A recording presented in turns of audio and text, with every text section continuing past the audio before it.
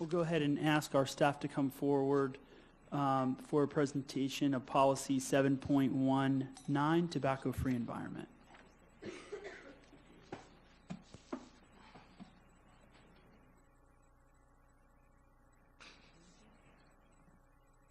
While they're getting set up, I just wanted to let folks know that Wanda Paul, Jim Kennard, Eddie Ruiz, and Junisa will be presenting this item.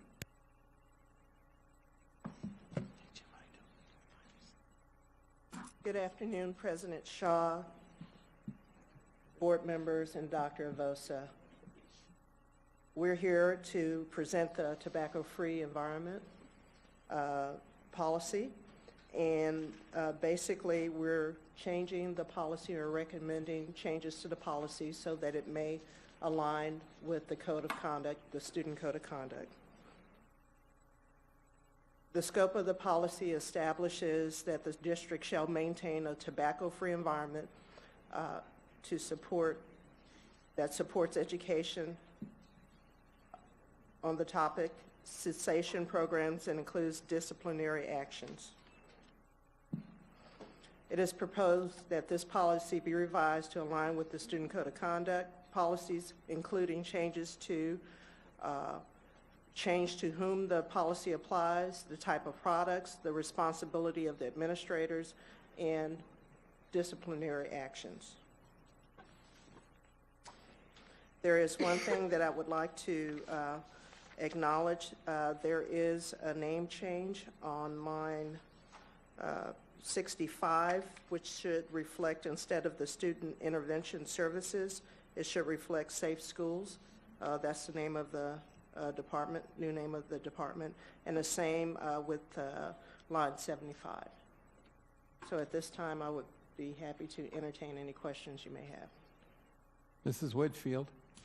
Thank you. I just wanted to ask, I kind of feel like, and I had mentioned this to you, yeah. I kind of feel like this might be Diane's area of expertise more, but I was wondering, since we are doing cessation programs, how much it would cost to have cessation programs available for the spouses of our employees who may be covered under our same health insurance, just because, you know, it's so expensive when we have somebody who continues to smoke. So I don't know if that could be worked into this policy or as something that we might be able to provide in the future, depending on the costs associated with it. So obviously we don't have to get back to that now, but as you work to develop it. Thank you. Any other questions? And can you give us, just so we're aware, what is the timeline, Ms. Rico, on this policy? When will we see it next?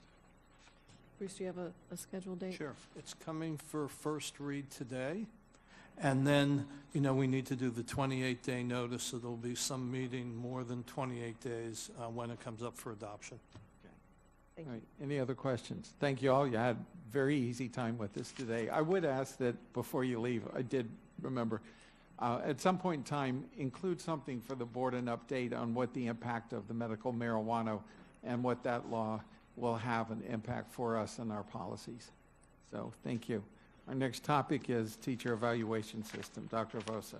Thank you. I'm going to ask that Keith Oswald and Mark Howard come forward. We want to give the school board an opportunity to take a look at our current teacher evaluation process and understand the nuances behind them, as well as some of the history as well. Are we doing speakers first? Yeah. Oh, that's right. I apologize. That's right. We have a new process. Okay.